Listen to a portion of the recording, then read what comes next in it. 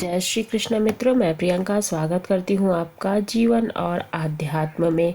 कैसे हैं आप सब? उम्मीद करती हूँ आप सभी लोग अच्छे होंगे, स्वस्थ होंगे। मित्रों, मैं आप लोगों के लिए लेके आई थी राजा विक्रमादित्य और राजा भोज की कहानी। तो आज उसी कहानी का प्रारंभ करते हुए मैं 18वीं कहानी से शुरुआत करूंगी। तो चलिए 18वीं कहानी यानी कि 18वीं पुतली की कहानी सुनते हैं। 18वीं पुतली तारामती की कथा इस प्रकार है। राजा विक्रमादित्य की गुणग्रहिता का कोई जवाब नहीं था। वे विद्वानों तथा कलाकारों को बहुत सम्मान दिया करते थे। उनके दरबार में एक से एक विद्वान तथा कलाकार मौजूद थे। फिर अन्य राज्यों से भी योग्य व्यक्ति आकर उनसे अपनी योग्यता के अनुरूप आदर और पारितोषिक प्राप्त करते थे। एक दिन विक्रम के दरबार में दक्षिण भारत के किसी राज्य से एक विद्वान ने आशय ली। कहा कि विश्वासघात विश्व का सबसे नीच कर्म है। उनके राजा को अपना विचार स्पष्ट करने के लिए एक कथा सुनाई। उसने कहा, आर्यों में बहुत समय पहले एक राजा था। उसका भरा पूरा परिवार था। फिर भी 70 वर्ष की आयु में उसने एक रूपवती कन्या से विवाह किया। वह नई रानी के रूप में इतना मोहित हो गया कि उससे एक पल भी अलग होने का उसका मन ही नहीं करता था। वह चाहता था कि हर वक्त उसका चेहरा उसके सामने रहे। वह नई रानी को दरबार में भी अपने बगल में बिठाने लगा। उसके सामने कोई कुछ बोलने का साहस नहीं कर सकता था, मगर उसके पीठ पीछे सब कुछ उसका उपहास उड़ाते रहते थे।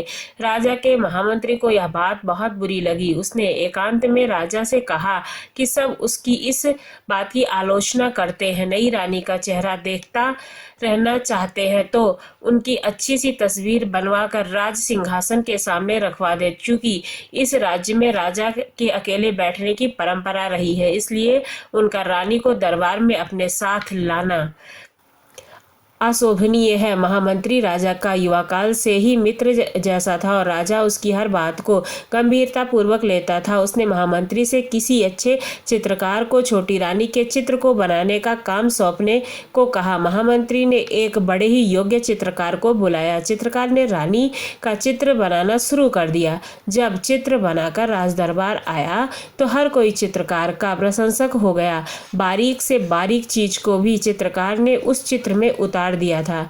चित्र ऐसा प्रतीत होता था मानो वह जीवंत हो, मानो छोटी रानी किसी भी क्षण बोल पड़ेंगी। राजा को भी चित्र बहुत पसंद आया।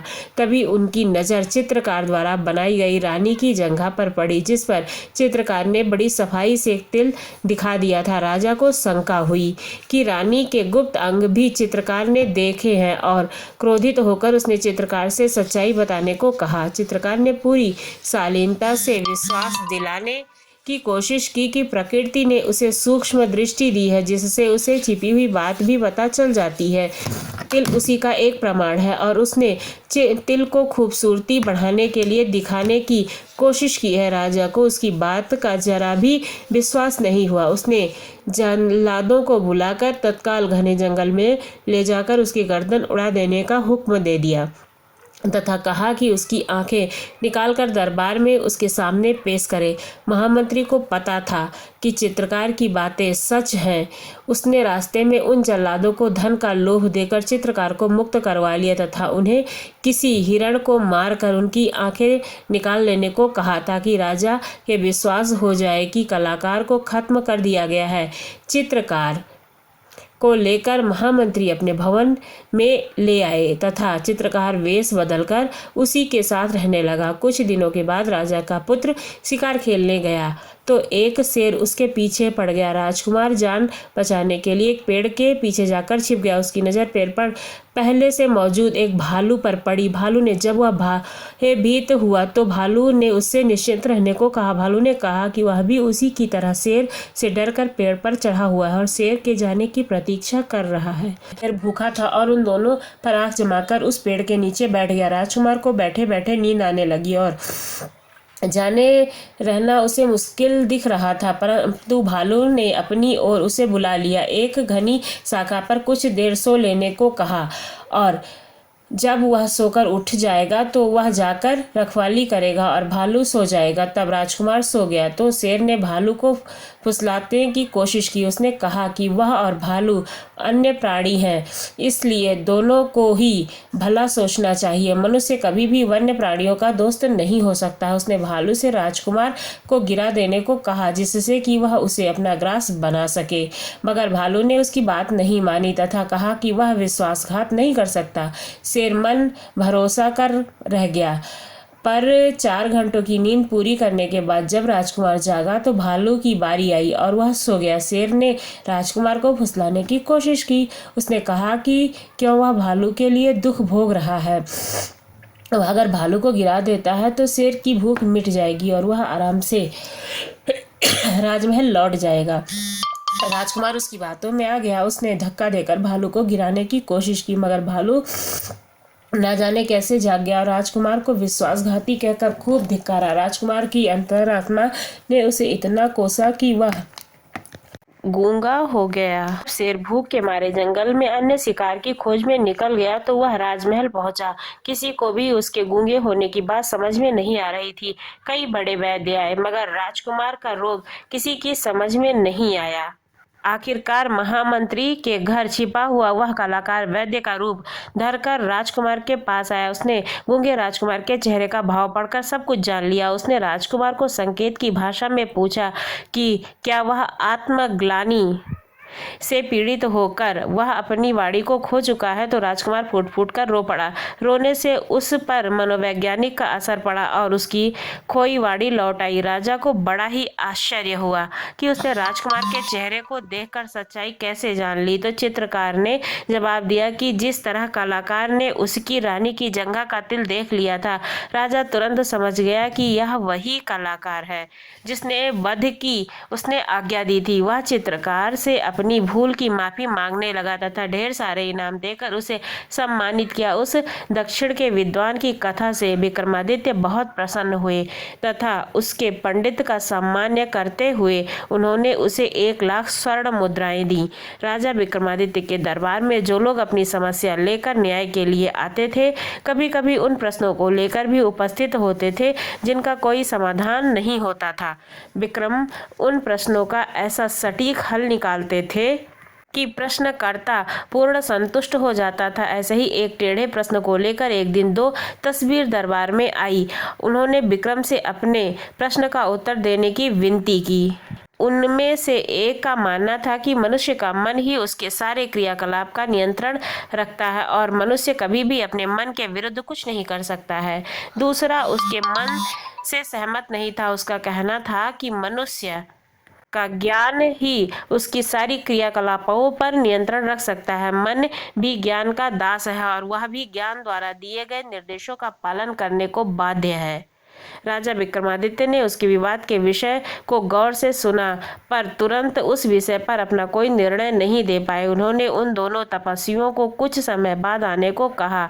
जब वे चले गए तो विक्रम उनके प्रश्न के बारे में सोचने लगा, जो सचमुच ही बहुत टेढ़ा था। उन्होंने एक पल सोचा कि मनुष्य का मन सचमुच बहुत चंचल होता है और अपने वशीभूत होकर मनुष्य सांसारिक वासना के अधीन हो जाता है, मगर दूसरे ही पल उन्हें ज्ञान की याद आई। उन्हें लगा ज्ञान सचमुच मनुष्य को मन का कहा करने से पहले ही विचार कर लेने को कहता है और किसी निर्णय के लिए प्रेरित करता है। विक्रम ऐसे उलझे सवालों का जवाब सामान्य रूप से लोगों की जिंदगी में खोजने लगे, इसलिए वे साधारण नागरिक का वेश बदलकर अपने राज्य से निकल पड़े। उन्हें कई दिनों तक ऐसी कोई बात देखने को नहीं मिली जो प्रश्न को हल करने में सहायता करती। एक दिन उनकी नज़र एक ऐसे नौजवान पर पड़ी जिसके कपड़ों और भावों में उनकी विपन्नता झलकती थी। वह एक पेड़ के नीचे थमकर आराम से बैठ गए। बगल में एक बैलगाड़ी खड़ी थी जिसकी एक कोची निकट जाकर देखा तो वे उसे एक झलक में ही पहचान गए। वह उनके अभिन्न मित्र सेठ गोपाल दास का छोटा बेटा था। सेठ गोपाल दास बहुत बड़े व्यापारी थे और उन्होंने व्यापार बहुत सा धन कमाया था। उनके बेटे की यह हालत देखकर उनकी जिज्ञासा बढ़ गई। उनकी बदहाली का कारण जानने को उत्सुक हो गए। उन्होंने उनसे पूछा कि उसकी यह दशा कैसे हुई है, जबकि मरते समय गोपाल दास ने अपना सारा धन और व्यापार अपने दोनों पुत्रों में समान रूप से बांटा था। एक के हिस्से का धन इतना था कि 2 पुश्तों तक आराम से जिंदगी गुजर जाती। विक्रम ने फिर उसके भाई के बारे में भी जानने की जिज्ञासा प्रकट की। युवक समझ गया कि पूछने वाला सचमुच उनके परिवार के बारे में सारी जानकारी रखता है। उसने विक्रम को अपने और अपने भाई के बारे में सब कुछ बताया। उसने बताया कि जब उनके पिता ने उनके और उनके भाई के बीच सब धन बांटा था तो उनके भाई ने अपने हिस्से के धन का उपयोग बड़े ही समझदारी से किया। उसने अपनी जरूरतों को सीमित रखकर सारा धन व्यापार में लगा दिया और दिन रात मेहनत करके अपने व्यापार को कई गुना बढ़ा लिया। अपने बुद्धिमान और संयमी भाई से उसने कोई प्रेरणा नहीं ली और अपने हिस्से में मिले अपार धन को लेकर घमंड में चूर हो गया। शराबखोरी, वेश्यावृत्ति, जुआ खेलना समेत सारी बुरी आदतें डाल ली। ये सारी आदतें उसके धन को भंडार को तेजी से खोखला करने लगी। बड़े भाई ने समय रहते उसे चेत जाने को कहा, लेकिन उसकी बातें उसे विष के समान प्रतीत होने लगी थीं। बुरी आदतें उसे बहुत तेजी से बर्बादी की तरफ ले गई और 1 वर्ष के अंदर ही वह कंगाल हो गया।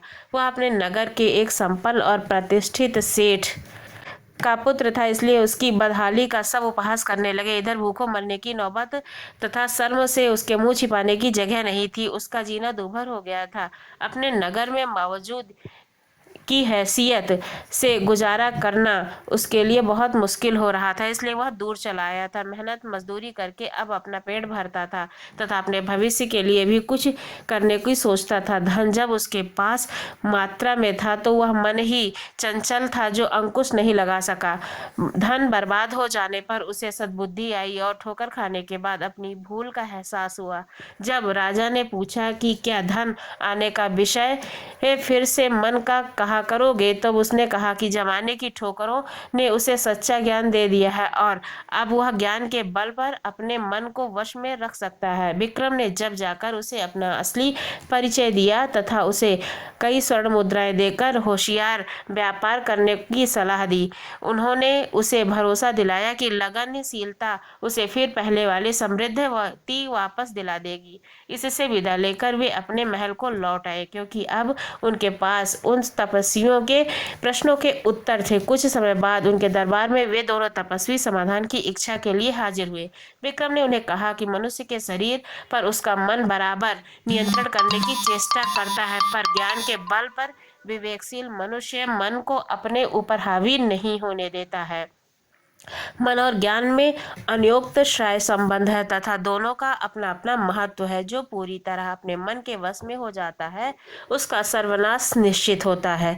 इसलिए मन और रथ है तो ज्ञान सारथी है, बिना सारथी के रथ अधूरा होता है। उन्होंने सेठ के पुत्र के साथ जो कुछ घटा था उसे विस्तार पूर्वक कह सुनाया और मन में कोई भी संशय नहीं रखा। तब तपस्वियों ने उनके दिए हुए उत्तर से खुश होकर प्रकट की, जिससे बनाई गई तस्वीर रात में सजीव हो सकती थी और उनका वार्तालाप भी सुना जा सकता था। विक्रम ने कुछ तस्वीरें अपने पास सत्यता जानने की कोशिश की तो सचमुच खड़िया में वह गुण था। जब राजा तस्वीरें बनाकर अपना मन बहलाने लगा, अपनी रानियों को उन्हें बिल्कुल सुध नहीं रही। जब रानियां कई दिनों के बाद उनके पास आई तो राजा को खड़िया से चित्र बनाते हुए देखा। रानियों ने आकर उनका ध्यान बटाया तो राजा को हंसी आ गई और उन्होंने कहा कि वे भी मन के अधीन हो गए थे। जब उन्हें अपने कर्तव्य का ज्ञान हुआ तो राजा विक्रमादित्य सच्चे ज्ञान के बहुत बड़े परखी थे तथा ज्ञानियों की बहुत कद्र करते थे। उन्होंने अपने दरबार में चुन चुनकर विद्वानों, पंडितों, लेखकों और कलाकारों को जगह दे रखी थी तथा उनके अनुभव और ज्ञान का भरपूर सम्मान करते थे। वे एक दिन वे वन में किसी कारण विचरण कर रहे थे तो उनके कानों में 2 आदमियों की बातचीत का कुछ अंश पड़ा। उनकी समझ में आ गया कि उनमें से एक ज्योतिषी है तथा उन्होंने चंदन का टीका लगवाया और अंतर्ध्यान हो गए। ज्योतिषियों के बोलने पर मैंने ज्योतिषी का पूरा ज्ञान अर्जित कर लिया है और अब मैं तुम्हारे भूत, वर्तमान और भविष्य के बारे में सब कुछ स्पष्ट बता सकता हूँ।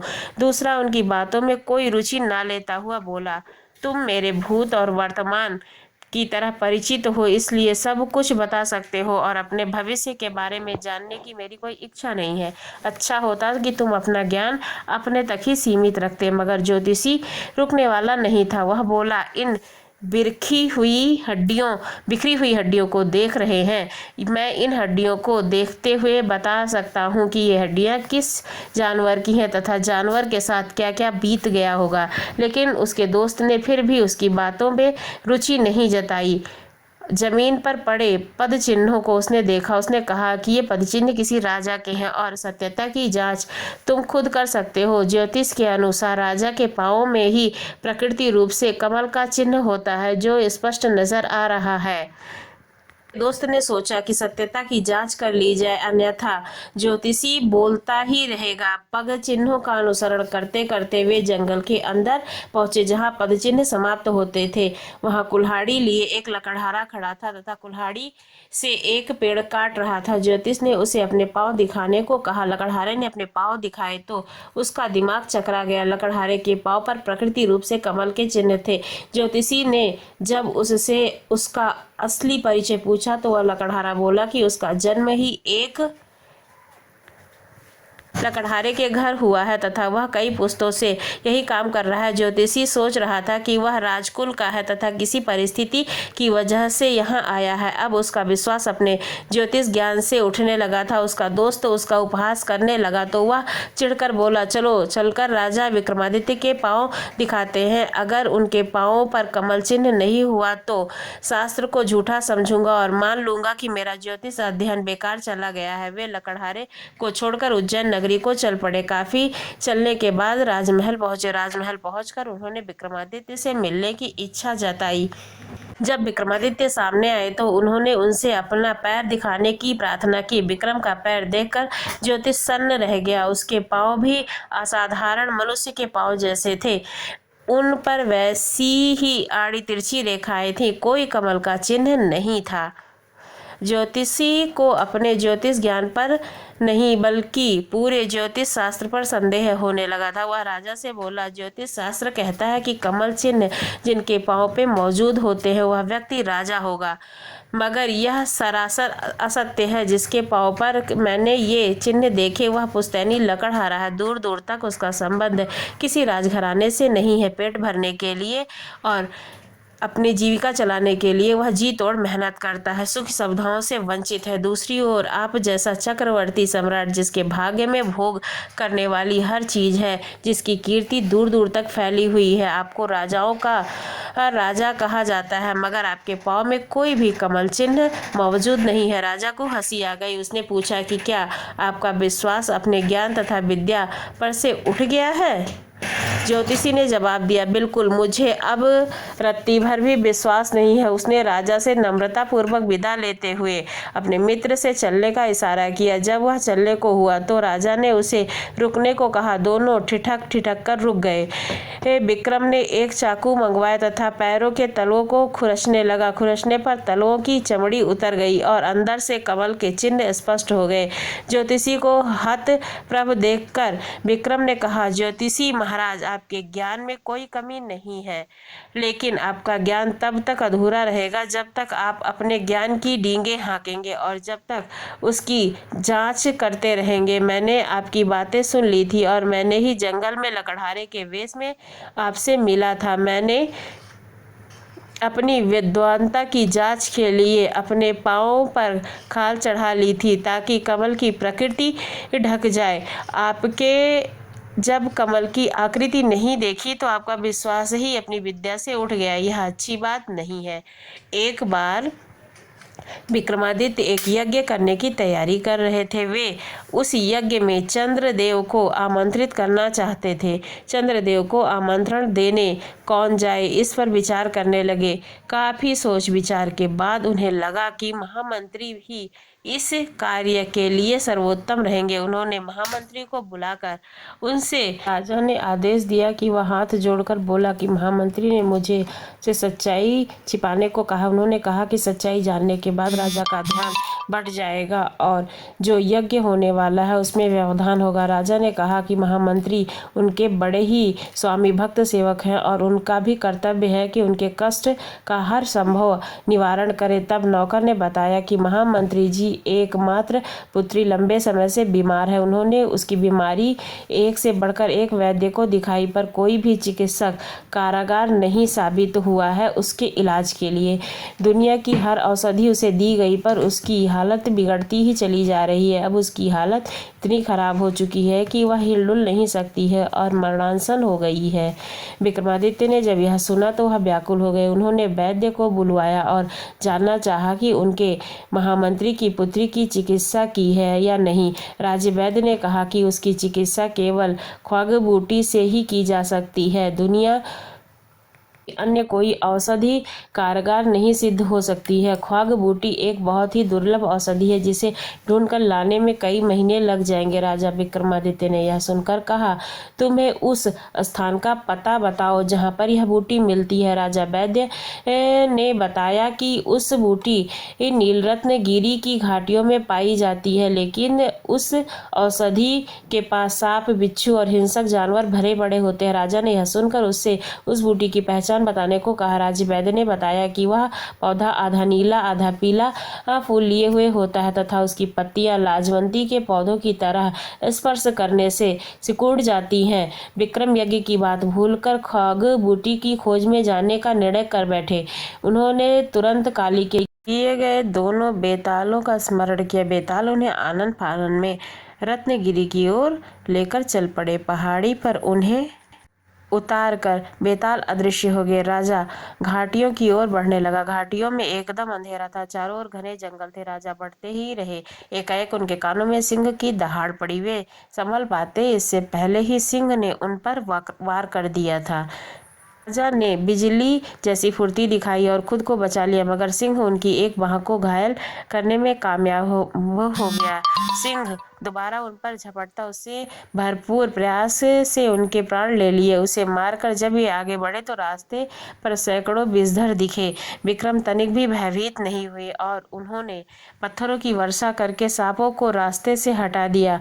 उसके बाद वे आगे की ओर बढ़ चले। रास्ते में एक जगह उन्हें लगा कि वे हवा में तैर रहे हैं। ध्यान से देखने पर उन्हें एक दैत्याकार अजगर दिखा, अपना ग्रास बनाना चाहता था। ज्यों ही वे अजगर के पेट में पहुंचे, उन्होंने अपनी तलवार से अजगर को पेट चीर दिया और बाहर आ गए। तब तक गर्मी और थकान से उनका बुरा हाल हो गया था। अंधेरा भी फिर आया था। उन्होंने एक वृक्ष पर चढ़कर विश्राम किया। ज्यों ही सुबह हुई वे ख्वाग बूटी की खोज में इधर उधर घूमने लगे। उनकी खोज में इधर उधर भटकने न जाने कब शाम हो गई और अंधेरा सा छा गया। अधीर होकर उन्होंने कहा, काश चंद्रदेव मदद करते। इतना कहना था कि मानो चमत्कार हो गया। घाटियों में दूध जैसी चांदनी फैल गई। अंधकार न जाने कहाँ गायब हो गया। सारी चीजें ऐसी साफ दिखने लगी मानो दिन का उजाला हो। थोड़ी दूर बढ़ने पर ही उन्हें ऐसे पौधे की झाड़ी नजर आई जिस पर आधे नीले आधे पीले फूल खिले थे। उन्होंने पत्तियां छुई तो लाजवंती की तरह सकुचा गई। उन्हें संशय नहीं रहा। उन्होंने खगु बूटी का बड़ा सा हिस्सा काट लिया और वे बूटी लेकर राजमहल की ओर चलने लगे। दिन जैसे उजाला हुआ और चंद्रदेव सा शरीर उनके सम्मुख प्रकट हुए। विक्रम ने बड़ी श्रद्धा से उनको प्रणाम किया। चंद्रदेव ने उन्हें अमृत देते हुए कहा कि अब सिर्फ अमृत ही महामंत्री की पुत्री को जिला सकता है। उनकी परोपकार की भावना से प्रभावित होकर वे खुद अमृत लेकर उपस्थित हुए हैं। उन्होंने जाते जाते विक्रम को समझाया कि उनके सशरीर यज्ञ में उपस्थित होने से विश्व के अन्य भागों में अंधकार फैल जाएगा, इसलिए वे उनसे अपने यज्ञ में उपस्थित होने की प्रार्थना नहीं करें। उन्होंने विक्रम को यज्ञ अच्छी तरह संपन्न करने का आशीर्वाद दिया और अंतर्ध्यान हो गए। विक्रम ख्वाग बूटी और अमृत को लेकर अपने महल को लौटे। उन्होंने अमृत की बूंदें टपकाकर महामंत्री की बेटी को जीवित किया तथा ख्वाग बूटी को जनहित के लिए रख लिया। चारों ओर उनकी ख्याति बढ़ने लगी। कहकर अगली पुतली भी उड़ चली। अब आगे पुतली की कहानी में सुनाती हूँ। राजा विक्रमादित्य अद्भुत गुणग्रही थे। वे सच्चे कलाकारों का बहुत अधिक सम्मान करते थे तथा स्पष्टवादिता पसंद करते थे। उनके दरबार में योग्यता का सम्मान किया जाता था। चापलूसी जैसे दुर्गुण ही की उनके यहाँ कोई कद्र नहीं थी। यही सुनकर एक दिन एक युवक उनसे मिलने उनके द्वारा राजदरबार तक आ पहुंचा। दरबार में महफिल सजी हुई थी और संगीत का दौर चल रहा था। वह युवक द्वार पर राजा की अनुमति का इंतजार करने लगा। वह युवक बहुत ही गुणी था, बहुत सारे शस्त्रों का ज्ञाता भी था, कई राज्यों में नौकरी कर चुका था। स्पष्ट वक्ता होने के कारण उसके आश्रयदाताओं का वह दृष्ट नजर आया, अतः हर जगह उसने नौकरी से निकाल दिया गया। इतनी ठोकरें खाने के बाद भी उसकी प्रकृति तथा व्यवहार में कोई भी परिवर्तन नहीं आया। वह द्वार पर खड़ा था, तभी उसके कान में वादन स्वर पड़ा और वह बड़बड़ाया, महफिल में बैठे हुए लोग मूर्ख हैं, संगीत का आनंद उठा रहे हैं, मगर संगीत का जरा भी ज्ञान नहीं है। संजीदा गलत राग बजाए जा रहा है, लेकिन कोई भी उसे मना नहीं कर रहा है। उसकी बड़बड़ाहट द्वारपाल को स्पष्ट सुनाई पड़ी। उसका चेहरा क्रोध से लाल हो गया। उसने उसको संभालकर टिप्पणी करने को कहा। उसने जब उस युवक को कहा कि राजा विक्रमादित्य खुद महफिल में बैठे हैं और वे बहुत बड़े कला परखी हैं, तो युवक ने उपहास किया। उसने द्वारपाल को कहा, कला प्रेमी हो सकते हैं मगर कला परखी नहीं, क्योंकि संजीदे का दोषपूर्ण वादन उनकी समझ में नहीं आ रहा है। उस युवक ने यह भी बताया कि वह संजीदा किस तरह बैठा हुआ है। अब द्वारपाल से नहीं रहा गया। उसने उस युवक से कहा कि उसे राजदंड मिलेगा अगर उसकी बात गलत साबित होती है तो। तब युवक ने उसे सच्चाई का पता लगाने के लिए कहा। तब बड़े ही आत्मविश्वास से कहा कि वह हर दंड भुगतने को तैयार हो जाए अगर यह बात सच नहीं साबित हुई। द्वारपाल अंदर गया और राजा के कानों तक यह बात पहुंचाई। विक्रम ने तुरंत आदेश दिया कि वह युवक महफिल में पेश किया जाए। विक्रम के सामने भी उस युवक ने एक दिशा में इशारा करते हुए कहा कि वहाँ एक वादक की उंगली दोषपूर्ण है। उस ओर बैठे सारे वादकों की उंगलियों का निरीक्षण किया जाने लगा। सचमुच एक वादक के अंगूठे का ऊपरी हिस्सा कटा हुआ था और उसने उस अंगूठे पर पतली खाल चढ़ा रखी थी। राजा उस युवक के संगीत का ज्ञान के कायल हो गए। तब उन्होंने उस युवक को उसका परिचय प्राप्त किया और अपने दरबार में उचित सम्मान देकर रख लिया। वह युवक सचमुच ही बड़ा ज्ञानी और कला मर्मज्ञ था। उसने समय समय पर अपनी योग्यता का परिचय देकर राजा का दिल जीत लिया। एक दिन दरबार में एक अत्यंत रूपवती नर्तकी आई। उसने नृत्य का आयोजन किया गया और कुछ ही क्षणों में महफिल सज गई। वह युवक की दरबारियों के बीच बैठा हुआ नृत्य और संगीत का आनंद उठाने लगा। वह नर्तकी बहुत सादा हुआ नृत्य प्रस्तुत कर रही थी और दर्शक मुग्ध होकर रसास्वादन कर रहे थे। तभी ना जाने कहां से एक भंवरा आकर उसके वक्ष पर बैठ गया। नर्तकी नृत्य नहीं रोक सकती थी और ना ही अपने हाथों से भौरे को हटा सकती थी, क्योंकि भंगिमाएं गड़बड़ा हो जाती। उसने बड़ी चतुरता से सांस अंदर की ओर खींची तथा पूरे वेग से भौरे पर छोड़ दी। अनायास से निकले सांस के झोंके से भौरा डरकर उड़ गया। क्षण भर ही यह घटना को कोई नहीं टाल सका, मगर उस युवक की आंखों में सब कुछ देख लिया। वह वहाँ वाह वाह करते उठा और अपने गले की मोतियों की माला उस नर्तकी के गले में डाल दी। सारे दरबारी स्तब्ध रह गए। अनुशासनहीनता की पराकाष्ठा हो गई है। राजा की उपस्थिति में दरबार में किसी और के द्वारा कोई पुरस्कार नहीं दिया जाना था। राजा सबसे बड़ा अपमान माना जाता था। यह विक्रम को भी यह पसंद नहीं आया। उन्होंने उस युवक को इस धृष्टता के लिए कोई भी देने को कहा। तब युवक ने राजा को भंवरे वाली सारी घटना कह बताई। उसने कहा कि बिना नृत्य की एक भी भंगिमा को नष्ट किए लय ताल के साथ समंजस रखते हुए यह नर्तकी ने जिस सफाई से भंवरे को उड़ाया और वह पुरस्कार के योग्य ही है, उसे छोड़कर किसी और का ध्यान गया ही नहीं तो पुरस्कार कैसे मिलता उसे। विक्रम ने नर्तकी से पूछा तो उसने उस युवक की बातों का समर्थन किया। विक्रम का क्रोध गायब हो गया। उन्होंने नर्तकी तथा उस युवक दोनों को ही बहुत तारीफ की। अब उसकी नज़र में उस युवक का महत्व और बढ़ गया। जब भी कोई समाधान ढूंढना रहता, उसकी बातों को ध्यान से सुना जाता तथा उसे परामर्श को गंभीरता पूर्वक लिया जाता था। एक बार दरबार में बुद्धि और संस्कार पर चर्चा छिड़ी। दरबारियों का कहना था कि संस्कार बुद्धि से आते हैं, पर वह युवक उनसे सहमत नहीं था। उसका कहना था कि सारे संस्कार वंशानुगत होते हैं, जब कोई महत्वज्ञ नहीं। तो विक्रम ने एक हल सोचा। उन्होंने नगर से दूर हटकर जंगल में एक महल बनवाया तथा महल में गूंगी और बहरी नौकरानियां नियुक्त की। एक एक करके 4 नवजात शिशुओं को उस महल में उन नौकरानियों की देखरेख में छोड़ दिया गया। उसमें से एक उसका, एक मंत्री का, एक कोतवाल का तथा एक ब्राह्मण का पुत्र था। 12 वर्ष पश्चात जब वे चारों दरबार में पेश किए गए तो विक्रम ने बारी बारी से उनसे पूछा, कुशल तो है? चारों ने अलग अलग जवाब दिया।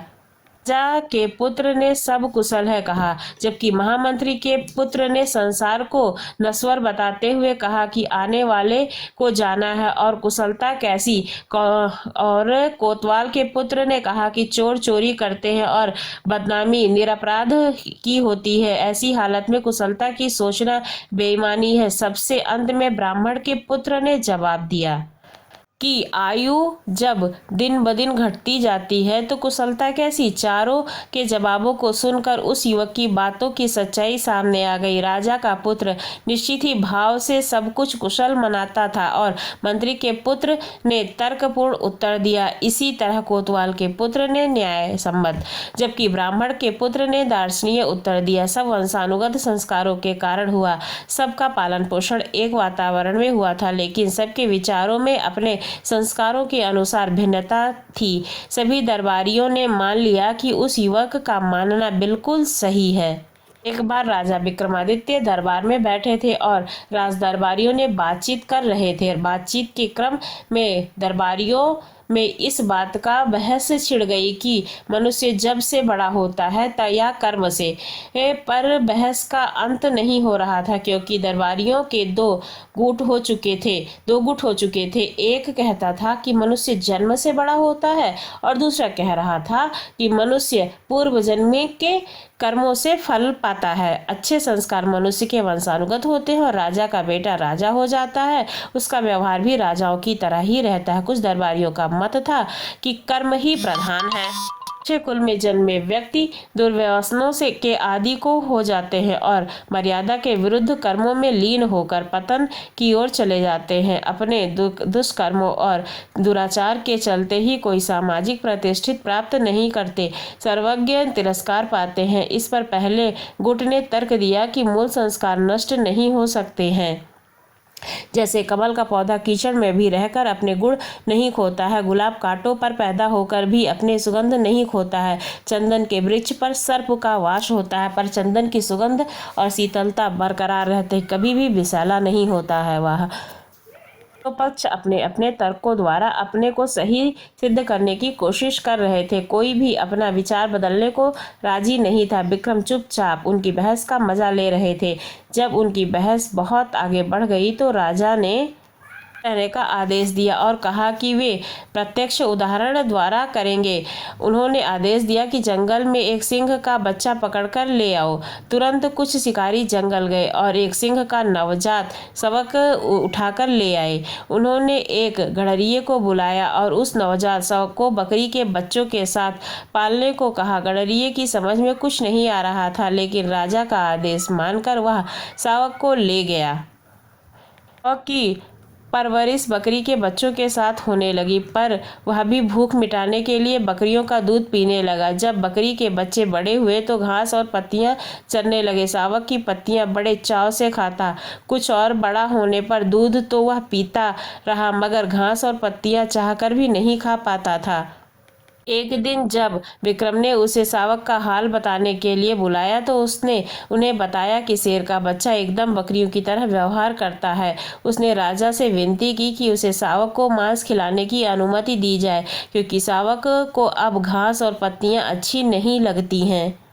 विक्रम ने साफ मना कर दिया और कहा कि सिर्फ दूध पर उसका पालन पोषण किया जाए। गडरिया उलझन में पड़ गया।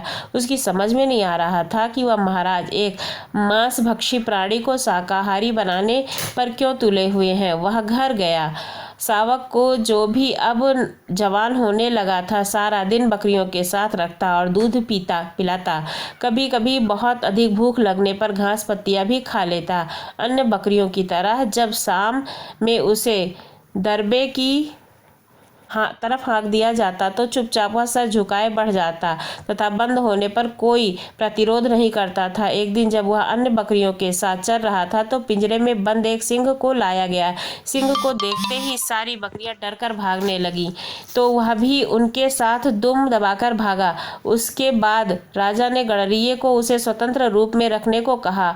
भूख लगने पर उसे खरगोश का शिकार किया और अपनी भूख मिटाई। कुछ दिन स्वतंत्र रूप से रहने पर वह छोटे छोटे जानवरों को मारकर खाने लगा, लेकिन गडरिये के कहने पर पिंजरे में शांतिपूर्वक बंद हो जाता था, कुछ नहीं कहता था। वह कुछ दिनों के बाद उसका बकरियों की तरह भीरू स्वभाव रह जाता था। एक दिन जब फिर से उसी शेर को उसके सामने लाया गया तो वह डरकर नहीं भागा। शेर की दहाड़ उसने सुनी तो वह भी पूरे स्वर से दहाड़ा।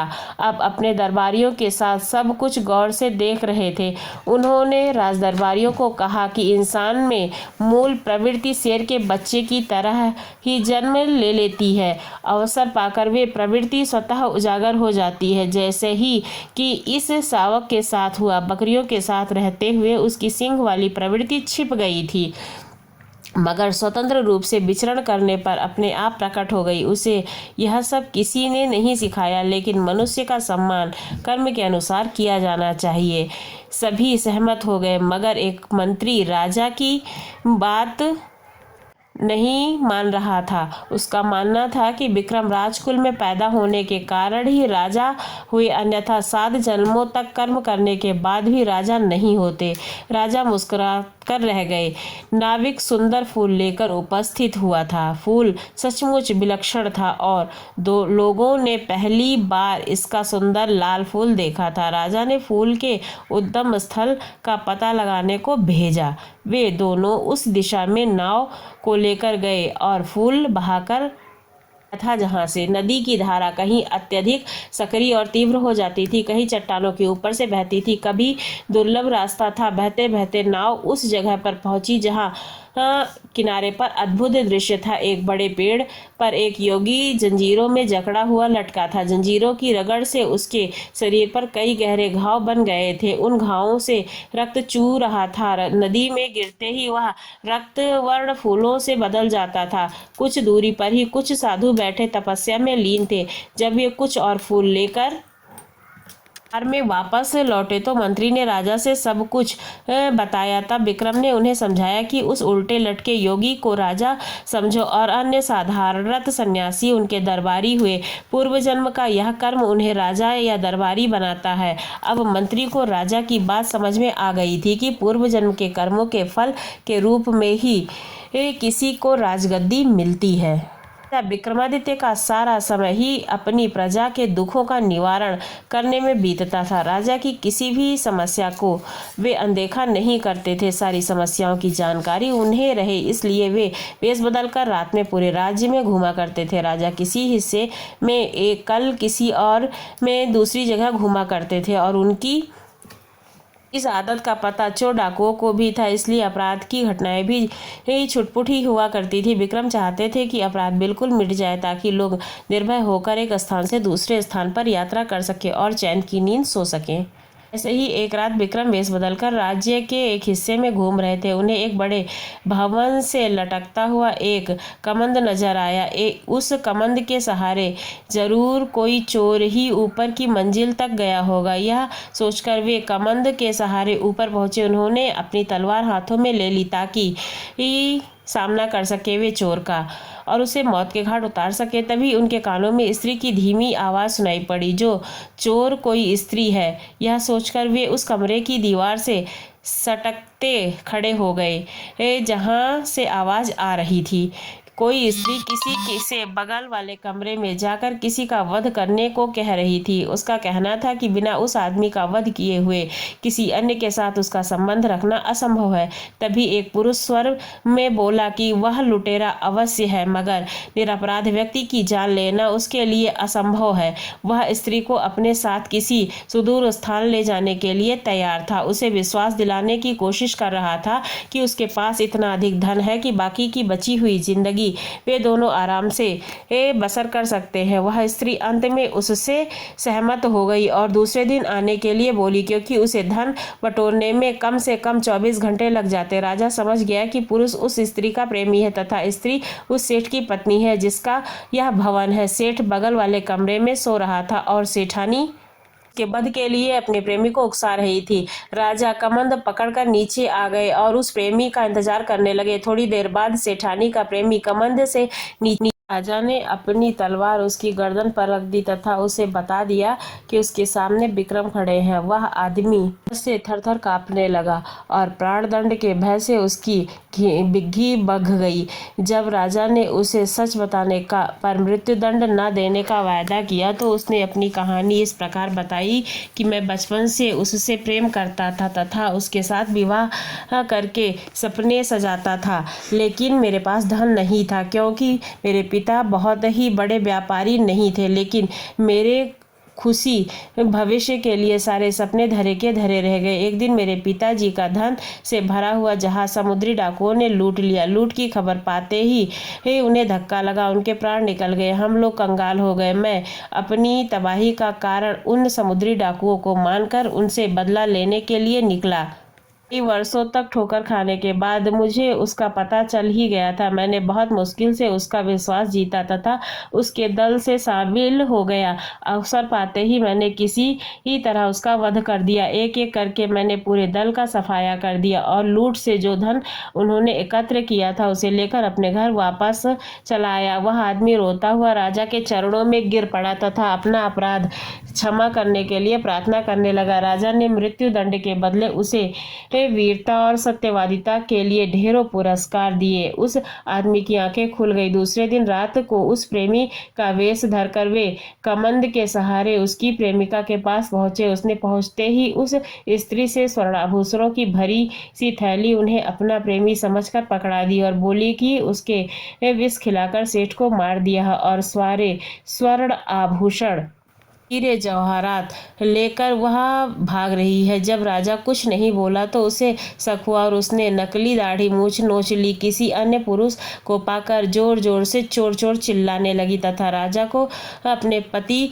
ही के कातिल और राजा के सिपाही और नगर के कोतवाल के छिपा रखा था। उस स्त्री को समझते देर नहीं लगी कि यह हमारे राजा हैं जिन्होंने हमारी चोरी पकड़ ली है, इसलिए उसने विष पान कर लिया। ऐसे थे राजा विक्रमादित्य।